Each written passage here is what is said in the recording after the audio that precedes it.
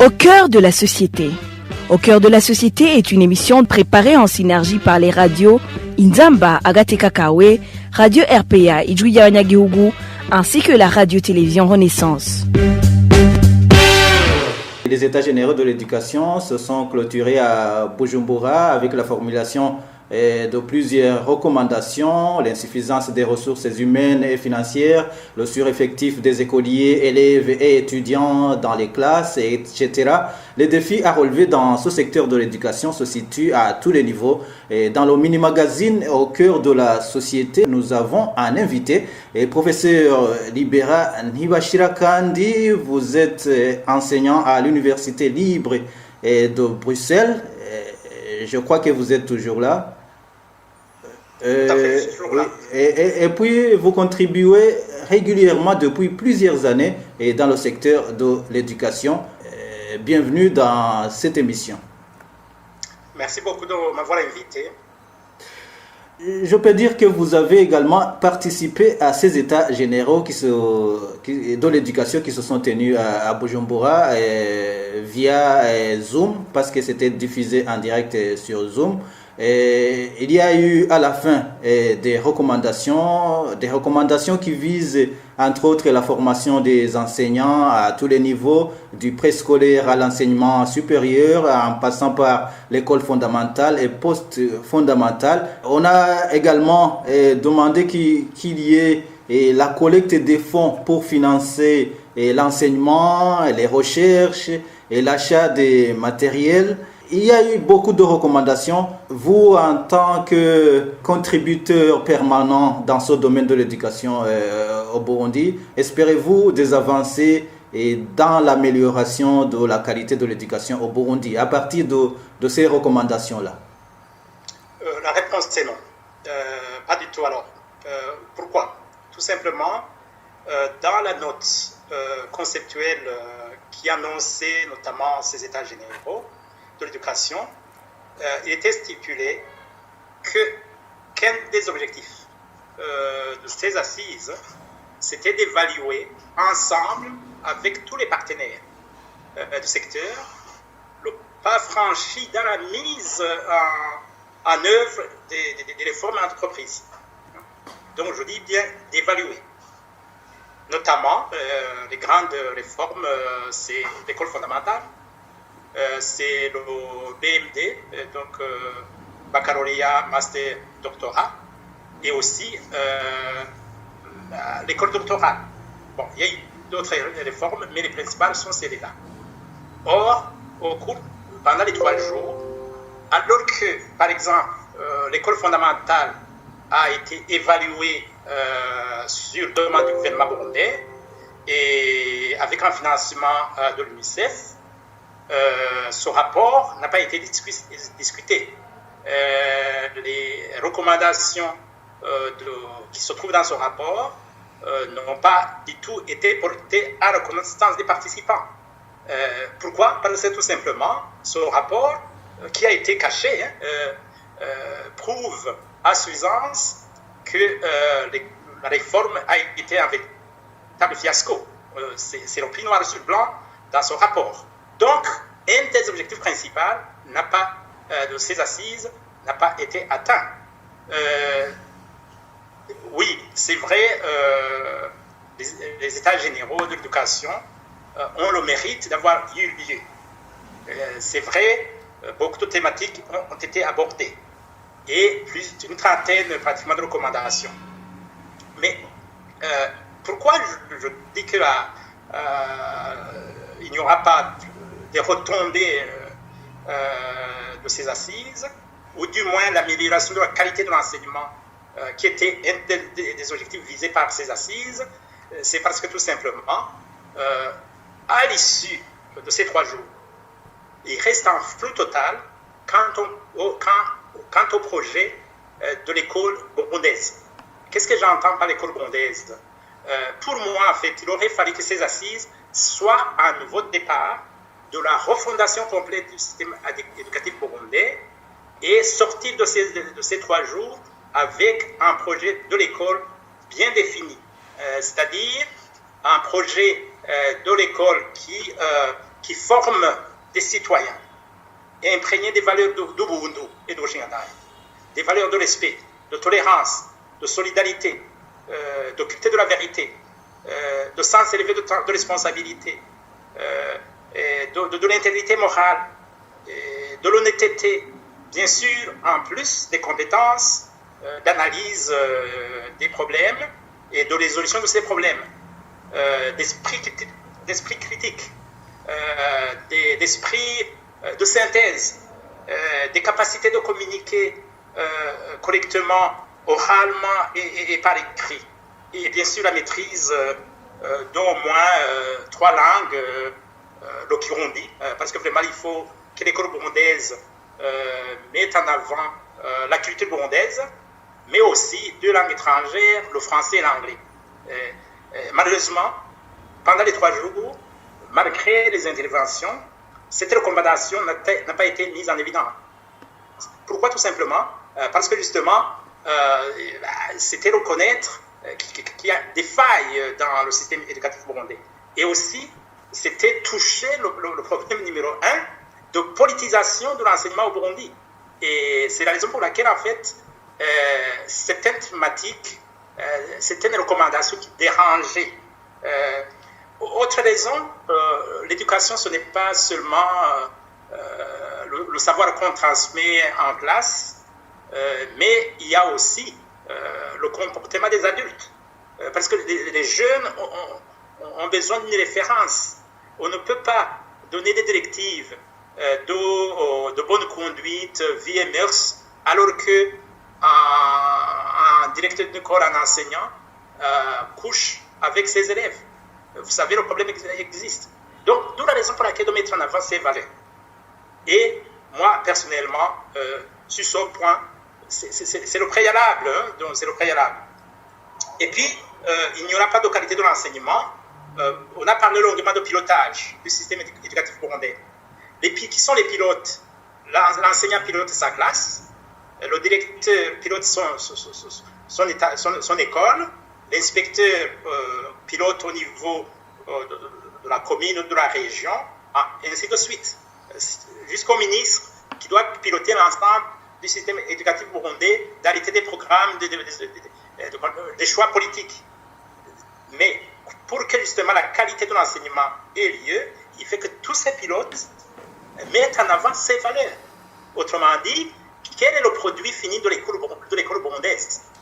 Donc, moi, je m'attendais à ce qu'on sorte de là avec une vision globale de refondation du système éducatif burundais, en touchant les défis ou les problèmes visibles, notamment cette question de politisation de l'enseignement au Burundi. Vous savez très bien que le recrutement se fait sur base, malheureusement, d'appartenance politique et parfois ethnique.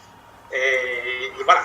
Donc, autre raison qui expliquerait justement les attentes minimes, je dirais. Je l'ai souligné, le fait de reporter l'évaluation des réformes qui ont été menées, c'est la première recommandation, si vous voulez. Donc, alors que l'objectif était, un des objectifs était celui-là. Alors, peut-être 2 exemples de recommandations qui, pour moi, auraient dû être rejetées. J'ai participé effectivement, j'étais là lors de la lecture des recommandations, et on n'a pas donné la possibilité aux participants de valider, d'accepter ou de rejeter les recommandations. Et voilà, ils ont donné la parole après la lecture aux grands groupes, c'est le terme qu'ils ont utilisé, et je déplore que ce qui était en ligne, c'était considéré comme un petit groupe, puisqu'on n'a pas eu droit à la parole pour commenter les recommandations. Alors, la recommandation numéro 15, qui fait objet de privatiser les services sociaux de l'Université du Burundi. C'était une recommandation en 2014 mais qui n'étaient pas libérés de la même façon. Ici, lors de la présentation sur la question, il a été clair et net que les Roms de l'Université Burundi seront gérés par un particulier, y compris la restauration.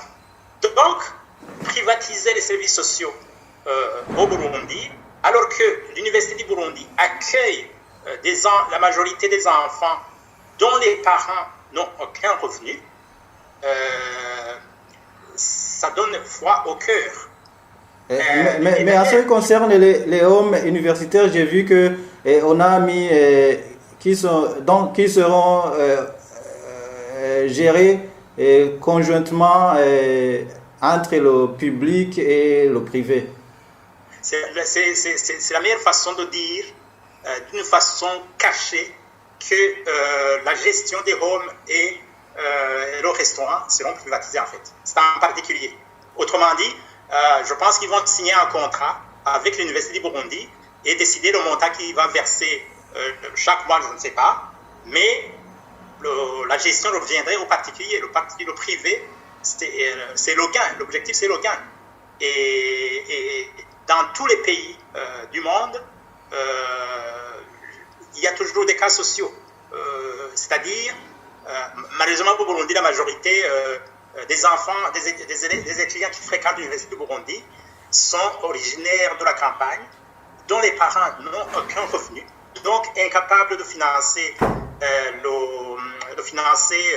les études les études universitaires. Et d'ailleurs, j'ai posé la question aux participants, les ministres qui étaient là, les parlementaires, les éminents professeurs d'université, n'eût été l'aide de l'État du gouvernement burundais, autrement dit la bourse et le logement dans les groupes universitaires, que la majorité, je dirais bien, la majorité d'entre eux ne seraient pas ceux qui sont aujourd'hui. Je suis honnête, je suis de ceux-là. N'eût été le soutien, l'aide apportée par le gouvernement burundais, moi je ne serais pas ce que je suis aujourd'hui. J'ai le courage de le dire. Alors, pourquoi une telle décision? Pourquoi une telle recommandation? Je dirais que c'est après moi le déluge. Hein? Et donc c'est vraiment triste. Et je pense que ici je salue le courage du représentant des parents et du représentant des syndicalistes. Ils ont dénoncé publiquement cette mesure. Et je pense honnêtement, plutôt cette recommandation, je pense que cette recommandation devrait être retirée et repenser complètement la gestion des services sociaux, donc notamment la restauration et le logement, donc les robes.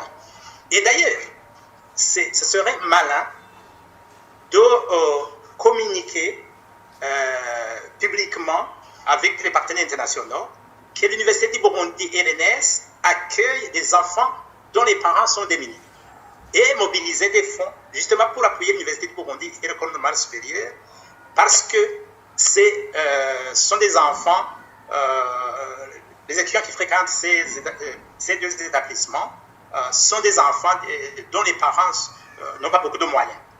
Et les partenaires internationaux seront sensibles sur ce volet social. Et d'ailleurs, le rôle de l'université aussi, c'est cela. C'est vraiment être à l'écoute. Il faut que l'enseignement supérieur universitaire soit inclusif. Ici, toutes ces mesures sont plutôt exclusives. Donc, c'est-à-dire, d'ici quelques années, si cette recommandation est mise en application, l'enseignement supérieur universitaire sera pour les enfants dont les parents sont riches ou de la classe moyenne et pas les paysans. Et on sait très très bien combien d'enfants seront exclus du système éducatif burundais suite notamment à cette recommandation. Deuxième exemple, c'est la recommandation numéro 17. La recommandation numéro 17 qui concerne le financement effectivement du système éducatif burundais. Je suis à 100% d'accord, les défis sont énormes et les moyens manquent. Je suis d'accord qu'il faut une stratégie ou des stratégies de mobiliser des fonds. Et je suis 100% d'accord de créer un fonds commun de l'éducation.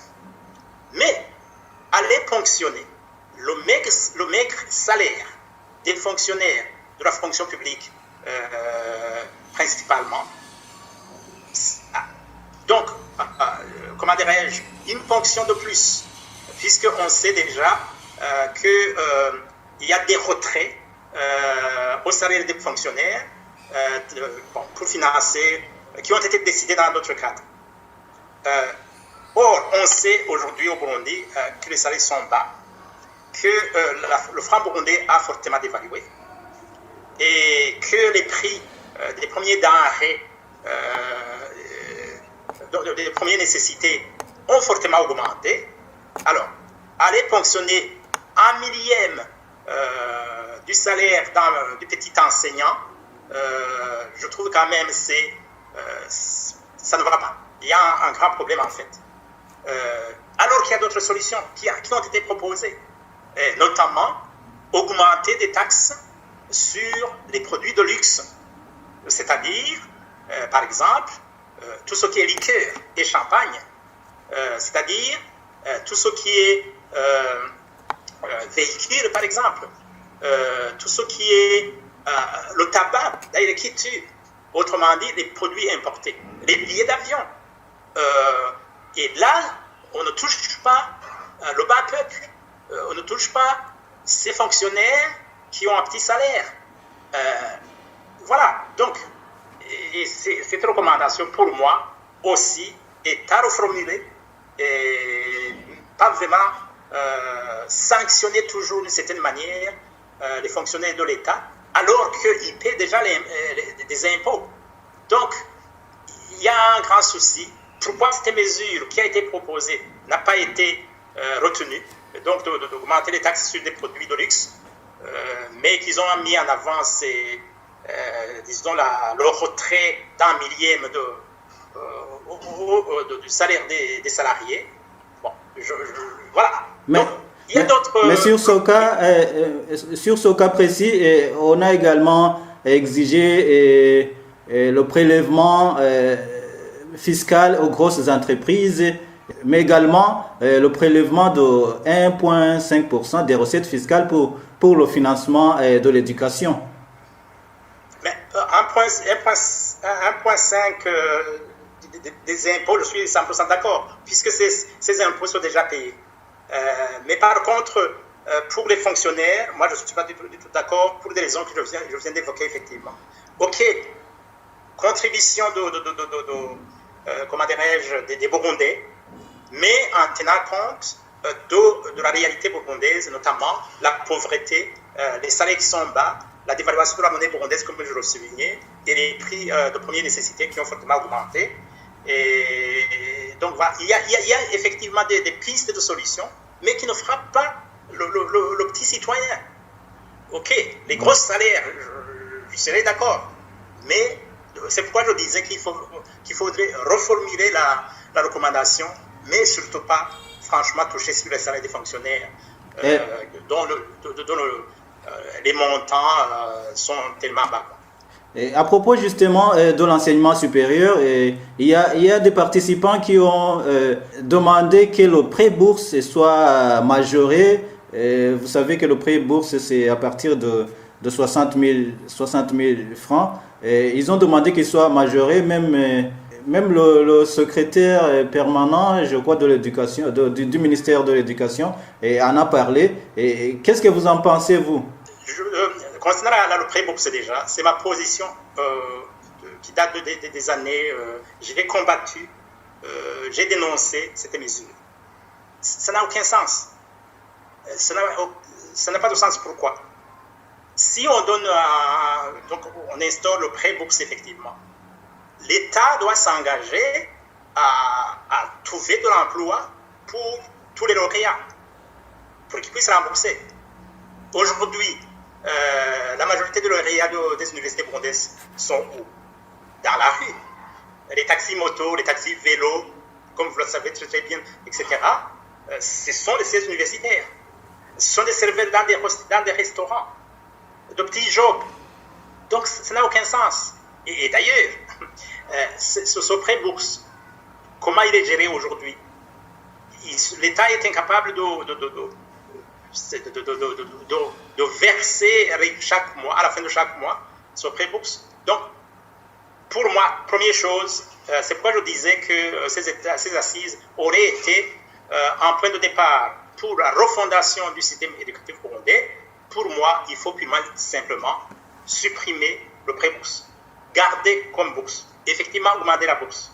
Et d'ailleurs, c'est en contradiction avec la recommandation numéro 17.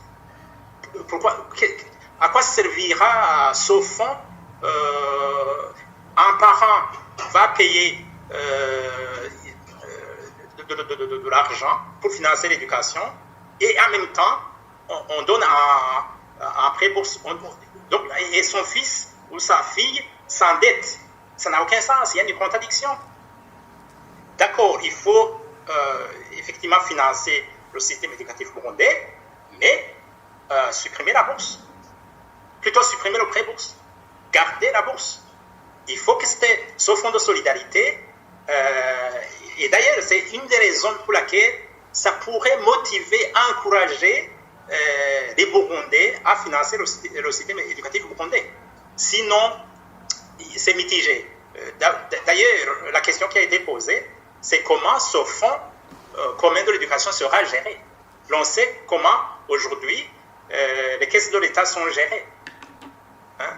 Et est-ce que qu'est-ce qui va motiver tous ces Burundais qui ont une bonne volonté de financer le système éducatif burundais sans une gestion avec rigueur?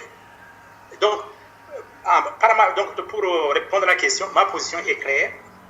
Il faut augmenter le montant, l'aide qui est apportée aux jeunes Burundais. Et puis, c'est important de souligner le lien entre la qualité de l'enseignement et les conditions de travail des étudiants. Comment expliquer à quelqu'un qui fait le sport, l'IEPS, faire les activités sportives pendant toute une journée, alors qu'on n'a pas pris un petit déjeuner, c'est vraiment faire user ces jeunes. Donc, bref, pour moi, financement du système éducatif burundais, moyennant des décisions quand même justes, surtout par rapport aux familles démunies. Deux, il faut que cet argent serve à notamment faire améliorer les conditions de travail, non seulement des enseignants, mais aussi des étudiants de l'Université Burundi. Donc, leur accorder une bourse non remboursable. Et d'ailleurs, je donnerai un exemple.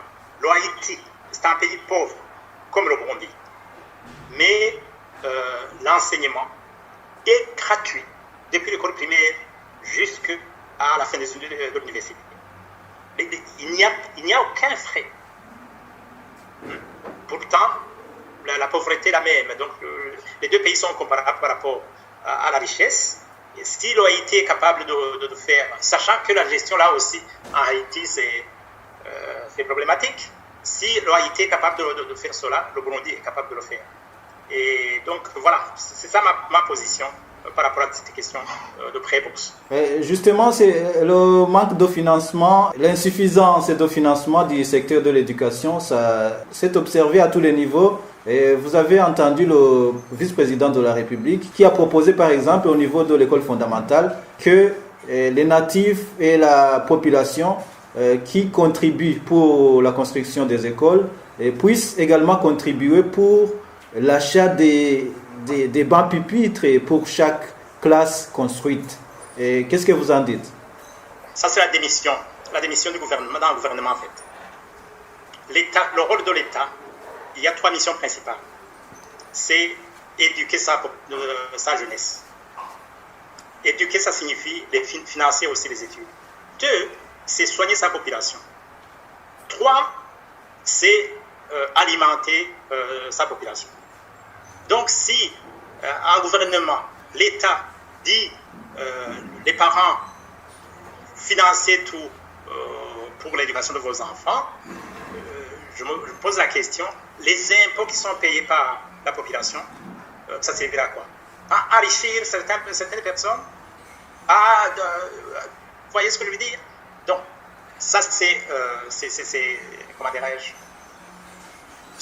le Burundi n'est pas, c'est un pays comme les autres, ce n'est pas un îlot. On sait comment ailleurs ça fonctionne. Le rôle de l'État, c'est d'organiser un système éducatif adéquat et en même temps financer l'éducation, l'enseignement de sa jeunesse. C'est pour préparer l'avenir d'un pays. Oui, les parents peuvent contribuer dans les travaux communautaires, ça c'est le patriotisme, mais il est hors de question pour moi que les parents puissent en plus payer les livres, acheter les bancs. Ça c'est le rôle de l'État, parce que tout simplement les impôts qui sont ponctionnés, qui sont payés par la population, justement servent principalement à construire des infrastructures, notamment entre autres les écoles, à acheter du matériel, à payer les salaires des enseignants. Et voilà. Donc ça, ce n'est pas vraiment le rôle. Les Burundais sont aujourd'hui fortement exploités en fait. On voit des taxes diverses, financer les élections, achat des bancs et pupitres, construire les écoles, construire les permanences du parti au pouvoir. Non. Il y a des limites. Il y a des limites. Donc, pour moi, ça, c'est inacceptable. Dans ces états généraux, on a proposé la mise en place d'un fonds national pour la recherche, et pour financer les recherches, et que ce soit au niveau de l'enseignement public et que ce soit au niveau de l'enseignement privé. Est-ce que vous pensez que c'est une bonne initiative? En fait, normalement, notre grand budget destiné au ministère de l'enseignement supérieur, de l'éducation et de la recherche scientifique, il y a le volet recherche. Et je sais bien qu'à l'Université du Burundi, il y a même une direction de la recherche. Donc, cette direction est dotée des moyens et c'est financé par le gouvernement en principe. De deux, une université moderne vit des financements extérieurs. C'est-à-dire quoi? L'université est organisée en facultés. Dans les facultés, il y a des centres de recherche et qui, normalement, répondent à des appels à projets, à des consultants. Aujourd'hui, au Burundi, il y a des consultants, on le sait très très bien, mais aucun sou n'entre dans les caisses de son université. Alors que les enseignants utilisent les moyens de l'université, c'est-à-dire l'eau, l'électricité et parfois le papier, parfois j'en passe. Naturellement, il faudrait revoir comment l'organisation de cette activité, faire en sorte qu'un certain pourcentage soit versé dans les caisses de l'État. Autrement dit, il faut que les recherches, les consultances qui sont menées au Burundi par les académiques puissent financer finalement la recherche. Qui dit recherche, il faut que les enseignants, les professeurs d'université puissent participer dans les conférences et travailler en réseau avec d'autres. Deuxièmement, il y a des organisations internationales qui lancent des appels à projets pour le monde universitaire. Je peux parler de l'Union européenne, je peux parler de l'Agence universitaire de la francophonie, je peux parler de la coopération universitaire belge et bien d'autres pays comme les Pays-Bas, les États-Unis, etc. Malheureusement, ce sont des opportunités justement pour financer la recherche. Et malheureusement, le Burundi est absent dans beaucoup de réseaux. Et voilà. Donc, autrement dit, il faut des stratégies. Je les ai proposées. Il faudrait créer au ministère de l'éducation et de la recherche scientifique une cellule qui est chargée de faire la veille à projet. C'est-à-dire tous les appels internationaux, il faut que le ministère puisse les connaître et les centraliser au ministère. Et par la suite, les partager dans les délais requis dans les universités. 2, il faut qu'au sein du ministère, il y ait une équipe qui formée en matière de rédaction des projets, pour que justement le ministère aussi puisse participer dans des programmes internationaux. Aujourd'hui, je déplore que tous les projets que vous voyez sont rédigés par des partenaires internationaux. Et ce sont ces partenaires internationaux qui reçoivent de l'argent qui était destiné pour le Burundi. Et naturellement, 40% peut-être arrivent au Burundi. Le reste sont des salaires des employés de ces organisations. Oui. Je ne citais pas des exemples, mais au ministère, ils connaissent ces organisations. C'est inacceptable. Ailleurs, une université, quand même, doit avoir des capacités à répondre à ce genre de projet. Troisièmement, au sein de l'université publique, qui est d'ailleurs la sœur, il y a l'ENES et l'université du Burundi, il devrait y avoir aussi une cellule chargée de faire la veille à projet et aussi une équipe formée pour rédiger, pour répondre à des appels à projet. Ça permettrait de financer la recherche dans les différentes universités. Quand je cite l'université du Burundi, c'est un exemple, les autres doivent faire exactement la même chose. Donc, 1, la gestion de la recherche, toutes ces consultances, il faut réglementer. 2, il faut faire en sorte que le Burundi profite des opportunités dans le domaine de la recherche, notamment des financements des grandes.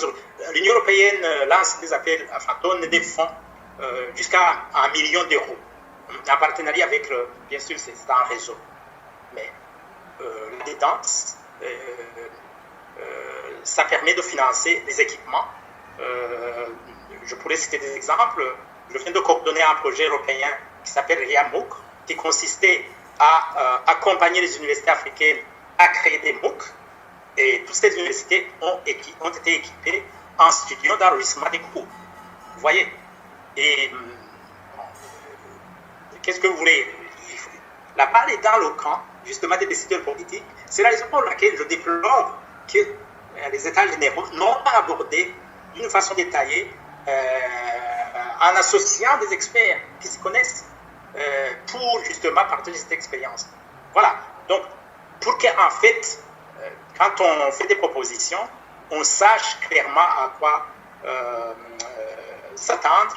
Et voilà, d'où l'inclusivité dans l'organisation de ce genre de forum. Il y a des Burundais patriotes qui souhaitent fortement aider, mais malheureusement, le contexte politique ne le permet pas. Ici, je reviens à la problématique fondamentale du système éducatif burundais, c'est la politisation de l'enseignement au Burundi. Et voilà. Et je terminerai par là, peut-être pour répondre à la question, il y a un problème majeur de liberté académique. Liberté académique, ça signifie quoi? Un docteur, un enseignant qui met sa carrière universitaire doit absolument avoir une liberté de dire la vérité. Quand j'entends, par exemple, un professeur d'université vraiment apprécié dire que l'éducation est gratuite, la mesure qui a été prise en 2005 de gratuité de l'enseignement de tous les enfants d'âge de lettres, c'est un mensonge éhonté, et l'entendre d'une bouche d'un universitaire, je trouve que c'est triste. Parce qu'il sait très bien que les parents payent beaucoup, soi-disant pour construire ceci ou cela, soi-disant pour les amours, etc. Avant cette mesure, les frais de scolarité, je crois que c'était 1500 francs. Aujourd'hui, dans certaines écoles, on peut aller jusqu'à 30 000, voire même 60 000. Donc, cette gratuité est enchantée, c'est un mensonge. Et il n'y a pas de liberté académique. Quand on dit la vérité, comme je suis dans de le dire, on est qualifié de ne pas être sage. Alors qu'il y a confusion, dire la vérité, rien que la vérité, c'est plus sage et ça rentre dans les valeurs burundaises. Donc, il y a cette dimension de déplorer que cette liberté académique n'est pas respectée par les concernés, d'où malheureusement la raison pour laquelle les résultats des États généraux étaient biaisés. Je pourrais multiplier des exemples. Quand on jette des fleurs sur l'école fondamentale, qui a d'éminents professeurs reconnus au niveau mondial qui participent dans l'école fondamentale, il suffit d'aller voir les travaux, c'est-à-dire les thèses des lauréats. C'est du plagiat. Et la qualité n'y est pas. Et, tout ça, c'est une réalité qu'on n'a pas le courage de dire. Donc, je pourrais multiplier des exemples pour pointer du doigt un problème sérieux, j'allais dire même d'éthique académique. Voilà.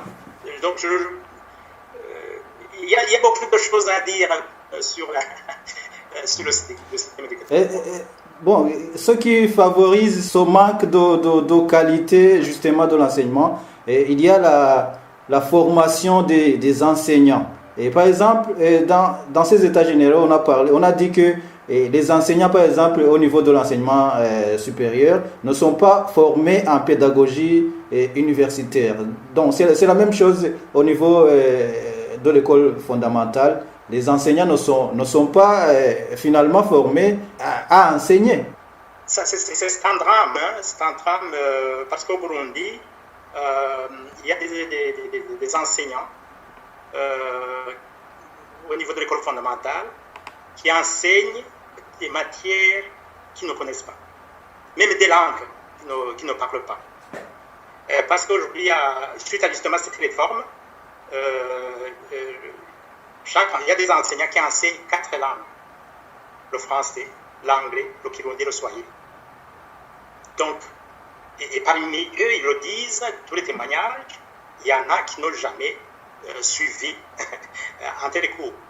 Donc, vous comprendrez, les résultats sont... Donc, oui, il y a un problème de formation des enseignants. D'abord, la formation initiale, avec justement ce discours mensonger de gratuité de l'éducation des enfants en âge d'être scolarisés, il y a cet engouement d'inscription. Donc, les écoles ont été débordées. Et le gouvernement a été obligé de recruter des enseignants qui n'ont jamais été formés, en plus du clientélisme, pour donner de l'emploi, bien sûr, aux membres du parti au pouvoir. Et donc, il y a là un problème de formation initiale. C'est la raison pour laquelle une des recommandations des syndicalistes, vraiment, il faut saluer le courage des syndicalistes, d'organiser la formation initiale des enseignants, de créer des instituts de formation des enseignants dans chaque province. Alors, l'autre problème, c'est la formation continue, le recyclage, parce que la technologie évolue, les méthodes d'enseignement évoluent. Il faut un recyclage, disons, régulier des enseignants. Et ça, c'est malheureusement un problème aussi, suite au manque de moyens, en fait. Pour l'enseignement supérieur universitaire, dans le temps, il y avait une politique qui a été initiée sous Bagaza, vraiment une politique de formation des formateurs. Et j'ai profité de cette politique, et bien d'autres, bien sûr, tous les assistants, les meilleurs, il y avait une rigueur dans le recrutement des assistants, étaient envoyés après 2 ans d'assistanat à l'étranger pour faire un doctorat. Un doctorat, un PhD, c'est-à-dire une thèse avec publication en fait, dans des revues scientifiques. Bref. Et après 5 ans, normalement, on rentrait avec une thèse. Et donc, il y avait la qualité. Et d'ailleurs, il y a très peu qui ont échoué leur thèse en fait. Parce qu'il y avait une présélection en amont. Et d'ailleurs, certaines thèses ont été même primées. Ça, c'est une réalité vérifiable. Donc, aujourd'hui, avec, je crois, le système qui s'est fortement détérioré pour plusieurs raisons, malheureusement, aussi, le produit qu'on met sur le marché au niveau de l'enseignement universitaire, c'est vraiment pose question. Les doctorats se font en 3 ans dans certains pays. Ce n'est plus le PhD qu'on fait du temps dans les années 80-90. Donc, on multiplie finalement. Et puis, le problème aussi, c'est que ces candidats, ces jeunes qui font le doctorat aujourd'hui, ont évolué dans un système médiocre. Donc, au niveau de la communication, au niveau de la maîtrise des langues, ça pose problème. Donc, finalement, un engrenage. Pour la raison pour laquelle ces états généraux auraient dû aborder aussi cette question de formation des enseignants, bien sûr, et des formateurs au niveau de l'enseignement supérieur universitaire. Donc, oui, c'est important que tous les enseignants de l'Université de Burundi soient formés à la pédagogie universitaire. Je l'ajouterai numérique.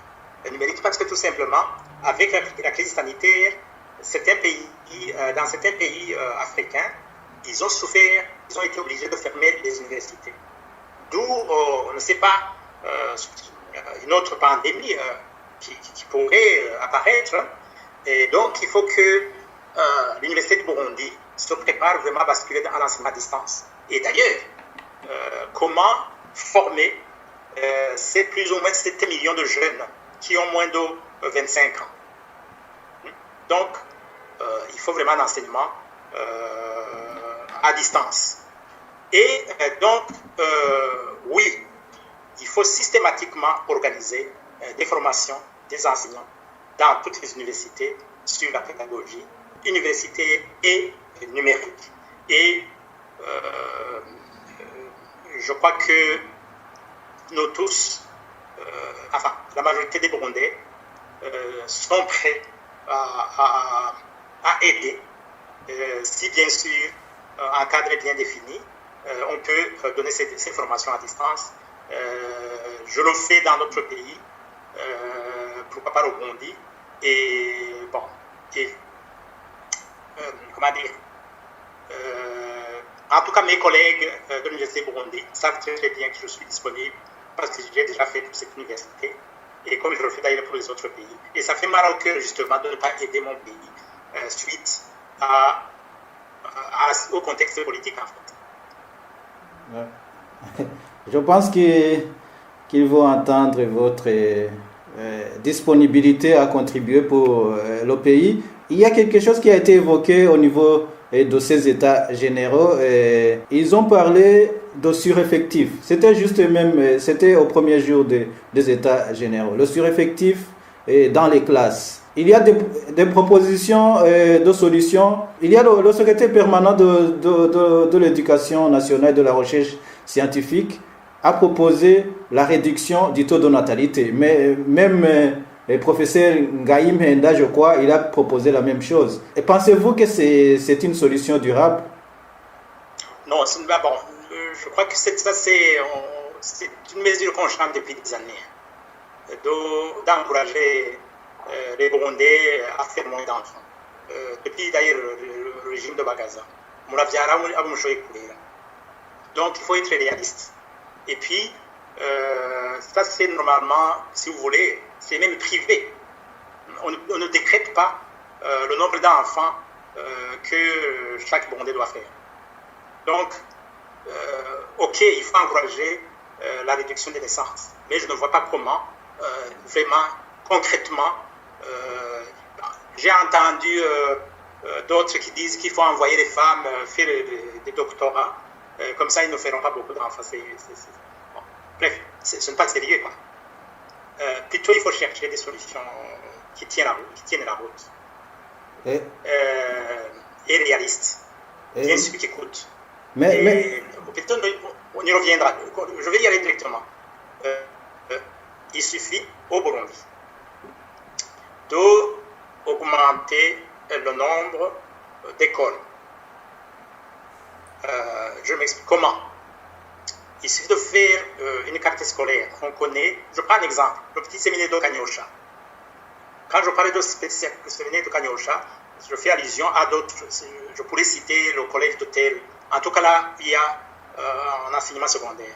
Et l'État donnait des moyens ou contribuer à ce que le petit séminaire de Kanyosha ou un autre lycée je ne sais pas de quelle province, à construire une école primaire rattachée au petit séminaire de Kanyosha. À donner des moyens, à encourager pour que le petit séminaire de Kanyosha puisse construire une école maternelle rattachée à cette école. Et mener cette politique dans toutes les écoles du pays. Autrement dit, faire en sorte que, disons, le petit séminaire de Kanyosha soit un pôle de développement.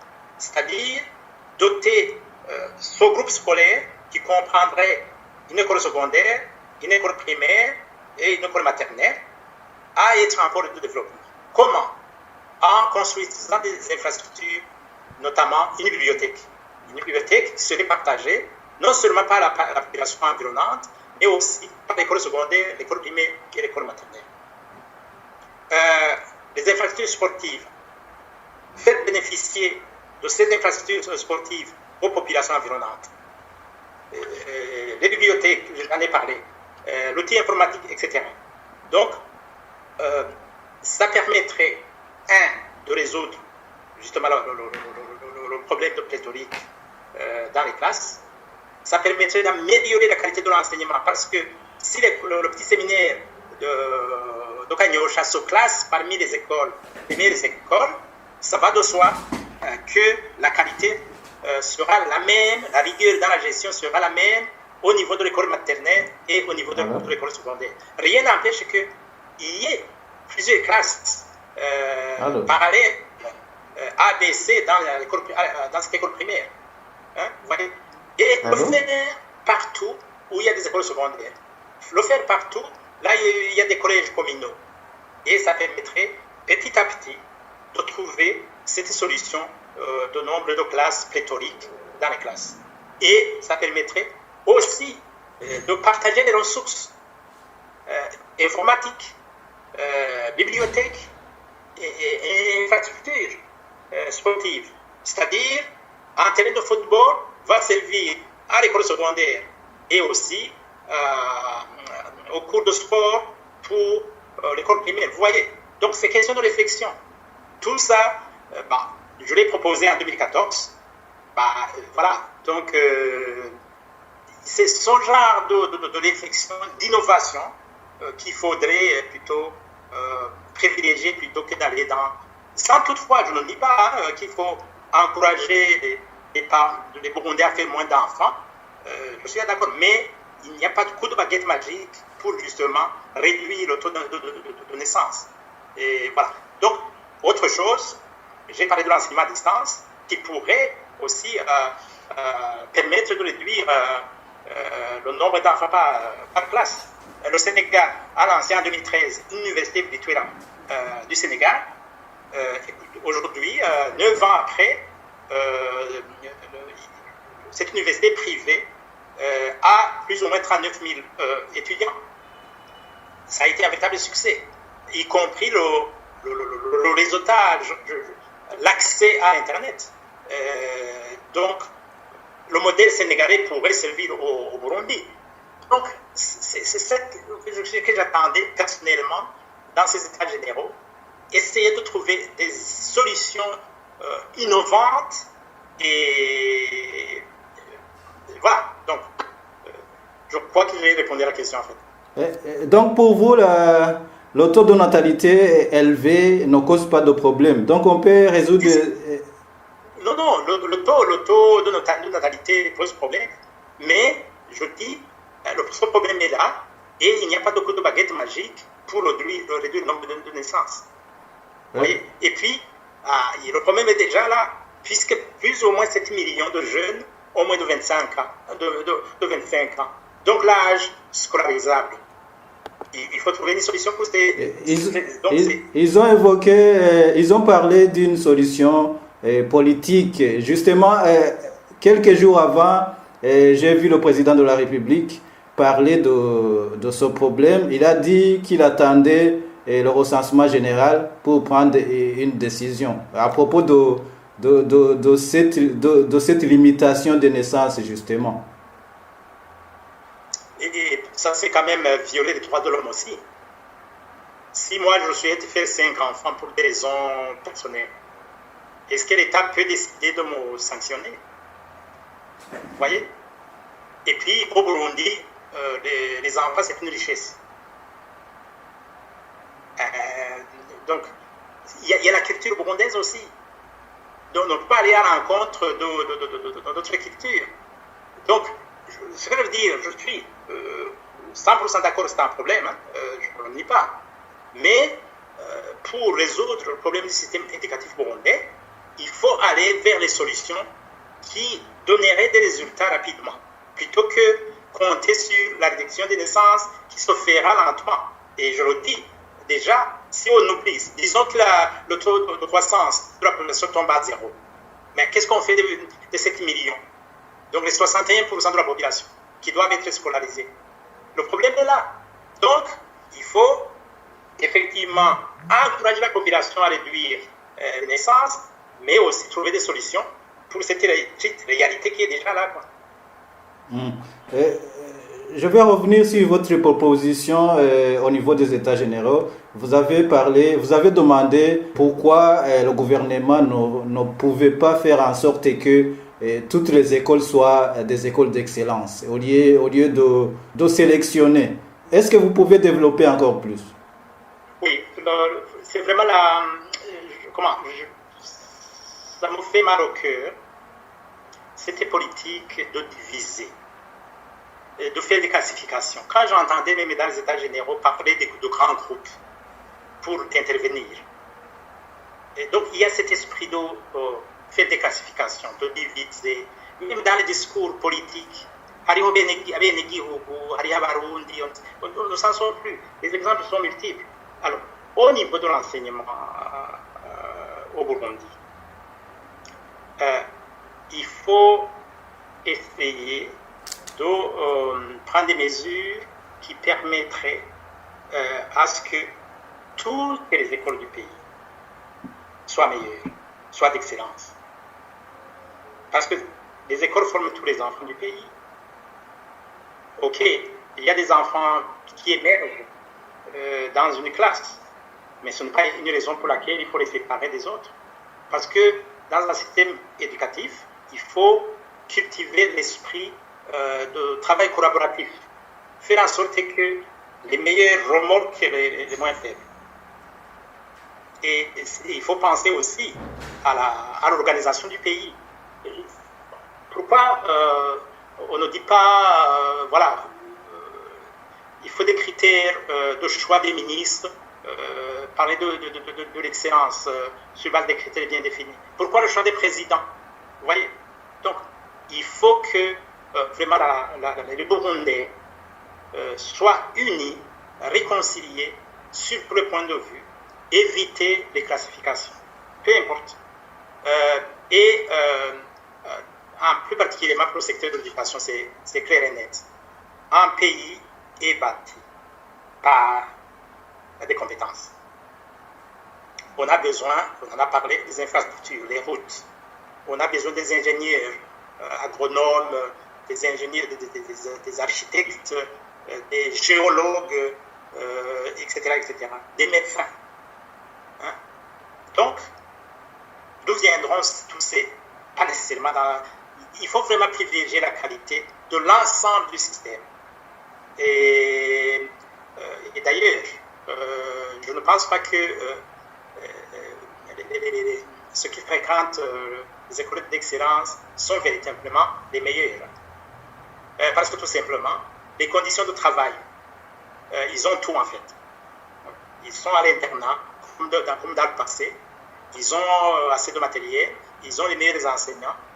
Mais quand on voit les résultats, on pourrait se poser des questions en fait. Et d'ailleurs, qui sont ces enfants qui feront prendre les écoles d'excellence. Et je parie que si on fait les statistiques, la majorité, ce sont des enfants des dignitaires ou des fonctionnaires de l'État. Donc, c'est la politisation, justement, de l'enseignement. Et c'est triste, hein, c'est vraiment regrettable. Donc, autrement dit, il faut encourager toutes les écoles à être meilleures. Il faut donner des moyens à toutes les écoles de la même façon. Question d'équité, pas déclassification, en fait. Ça date du temps de la colonisation. Et ici, aujourd'hui, on combat comment dirais-je, on dénonce le passé colonial. Ce qui se passe au Burundi aujourd'hui, c'est même pire que ce qui se passait au temps de la colonisation. Les uns n'avaient pas le droit d'aller à Srida. Aujourd'hui, certains Burundais et les plus pauvres n'ont pas le droit d'aller dans une école d'excellence, dans des meilleures écoles. Bientôt, ils n'auront pas le droit d'aller à l'université du Burundi, suite justement à certaines décisions. Vous voyez ce que là, aujourd'hui, en venir, c'est regrettable. Une nation doit être unie. La question d'équité doit être la même pour toutes les couches de la population et donner la chance à tous les Burundais de pouvoir étudier et pousser les études le plus loin possible. Je sais de quoi je parle. Et je l'ai dit tantôt. Si on avait pratiqué ces, comment dirais-je, ces distinctions, oui, bon, on ne reviendra pas. Il y a une tentative d'exclusion avec les I et les H. Est-ce qu'aujourd'hui, ce n'est pas exactement la même chose que sont en train de faire en mettant en avant cette notion d'excellence? Il n'y a aucune différence. Donc, plutôt prenons l'égalité, l'équité, donner les chances à tous les Burundais, à tous les jeunes Burundais, pour qu'ils puissent vraiment étudier, pour qu'ils puissent mener une vie digne d'un jeune du XXIe siècle. Et voilà, et chacun montrera ses capacités. Et sur base de ça, en fait, si vous voulez, les meilleurs vont se remarquer et l'excellence va bénéficier à tout le monde. En fait. Donc, je suis totalement contre ce genre de classification. C'est même hypothéqué. Ça renforce la médiocrité. On est classé une école qui n'est pas d'excellence. Voilà. Mais ils se basent sur les résultats scolaires. C'est ce qu'ils disent. Avant dans les années... je parle de la période dans laquelle je connais parfaitement bien, de notre temps. La qualité de l'enseignement venait d'où? On faisait même des compétitions de lecture de livres. Et les meilleurs apparaissaient. Les excellents étaient là, dans toutes les écoles du pays. Et il y avait le concours d'entrée à l'université, le test national. Et on émergeait. Donc, les résultats qui dit qu'aujourd'hui, quand on regarde ce qui se passe au Burundi, pour justifier que c'est une école d'excellence, les enseignants sont obligés d'évaluer, de tricher, de donner des points gratuitement. Puisqu'il y a cette mesure de fermeture des écoles qui ne font pas réussir, qui n'ont pas de bons résultats. Oui, il y a des mesures contradictoires. Et on a parlé tantôt de valeurs. Hein? Et vous savez très bien ce qui se passe au Burundi. Il y a plusieurs cas frappants, notamment cet enseignant qui a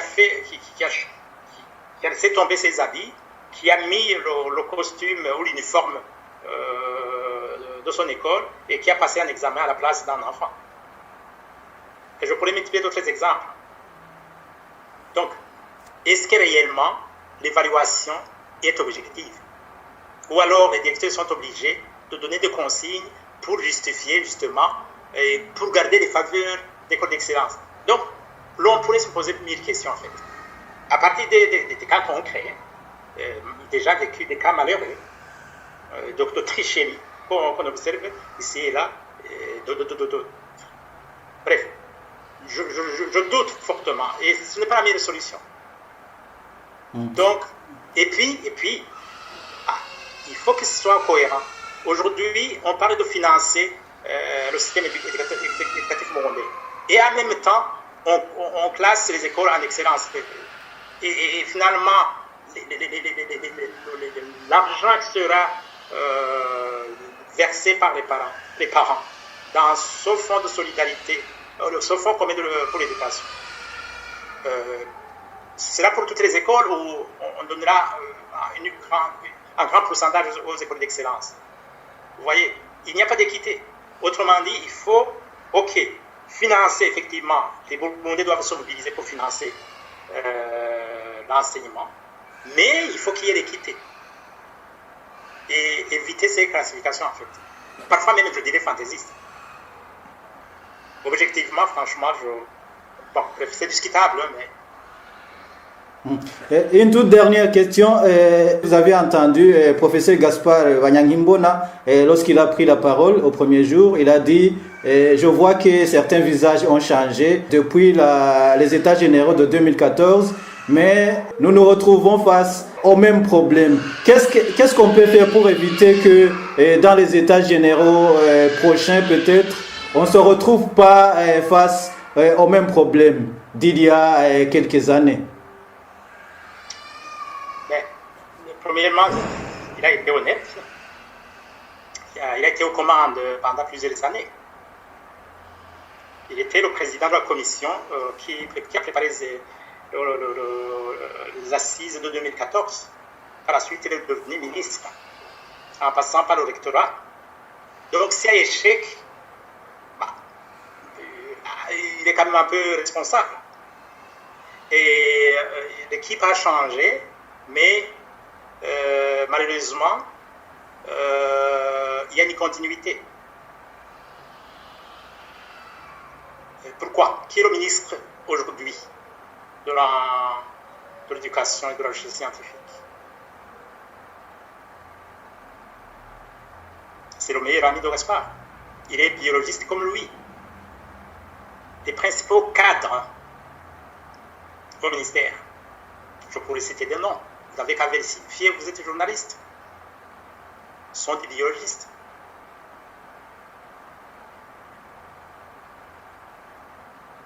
Donc, vous voyez ce que je veux dire? Le clientélisme. Je pourrais trouver au moins, parmi les modérateurs, parmi l'équipe restreinte qui a préparé les assises, je dirais que 90% ce sont des biologistes.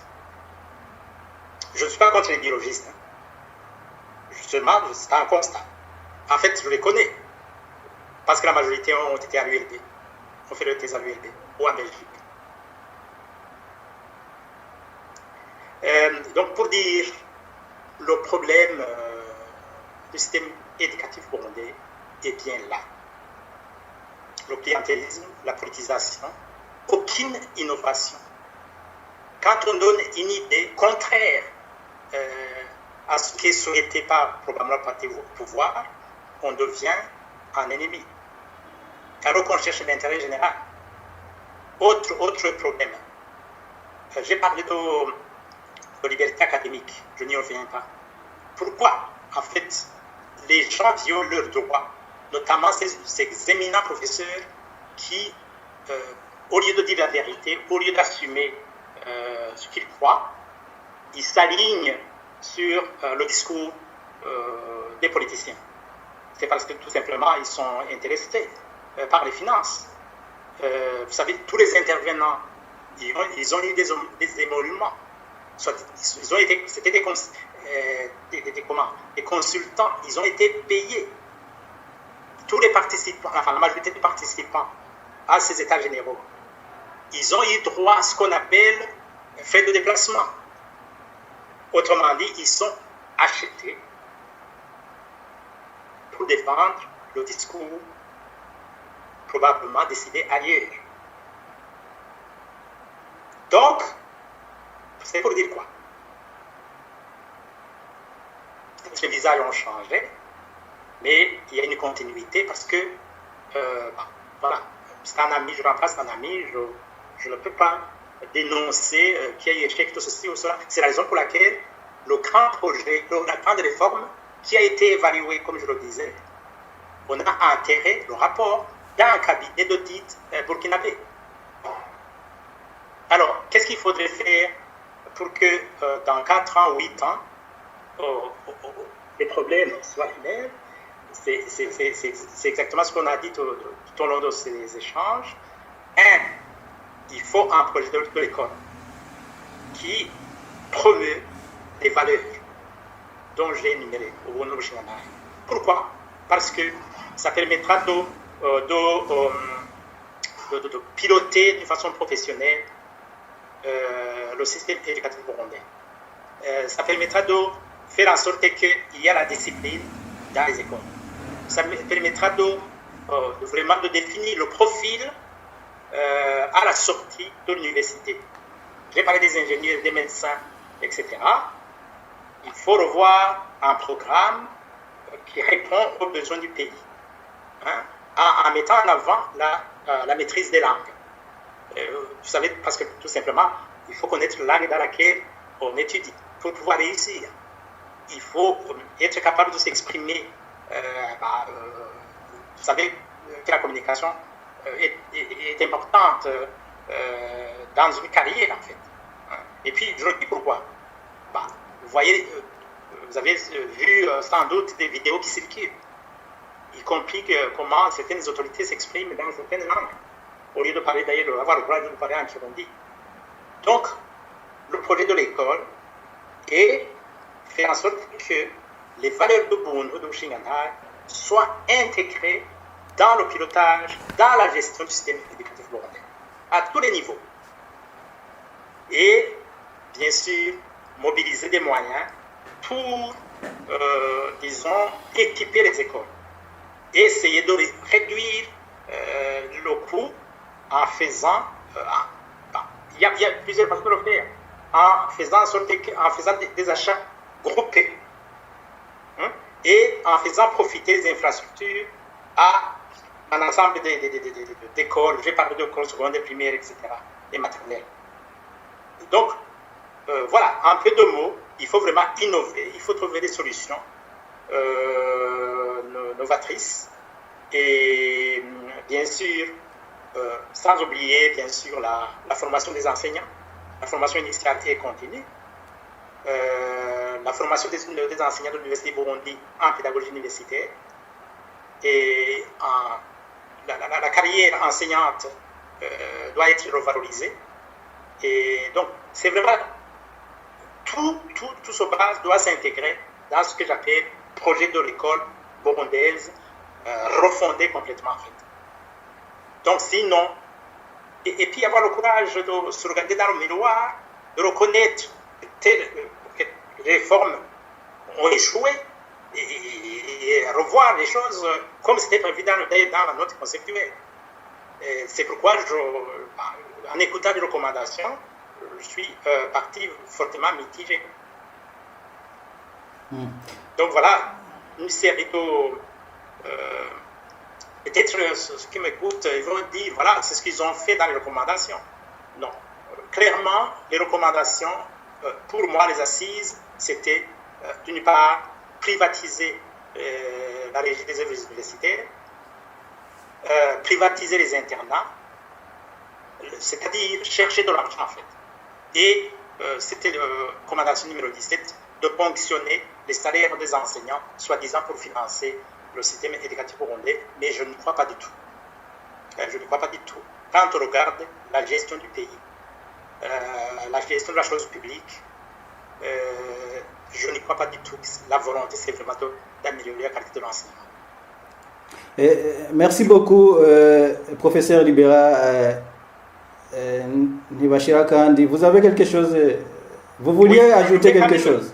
Oui, je voulais ajouter, je l'interpelle les Burundais, à faire en sorte que, effectivement, dans 4 ou 8 ans, on puisse arriver quand même à des résultats concrets et palpables.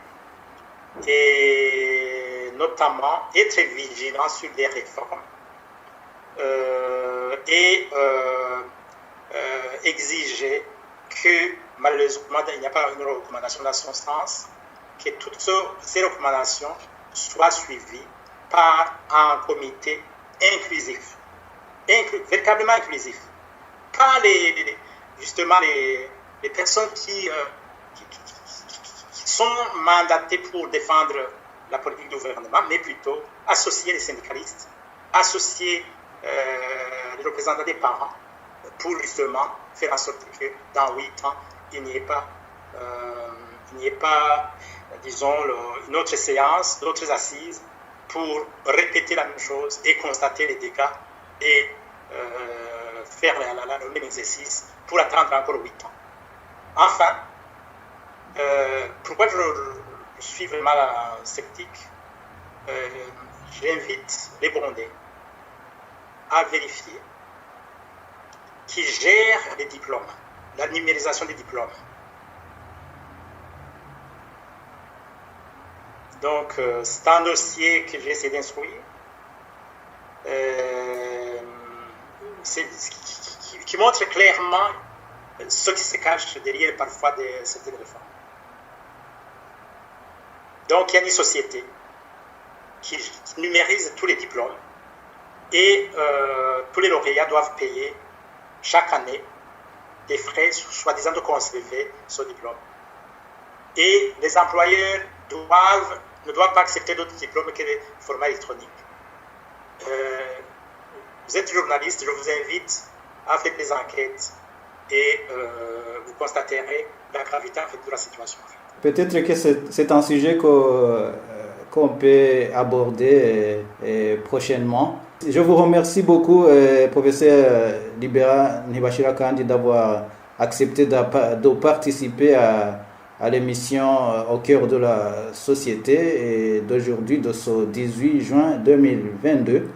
Merci à vous de m'avoir invité. C'est avec plaisir. C'est un sujet qui me passionne, tout en espérant que j'apporte ma contribution pour justement faire évoluer le système éducatif burundais. La question de l'éducation est une question nationale qui devrait préoccuper tous les Burundais. C'est une affaire de tout le monde, mais qui doit rester totalement apolitique.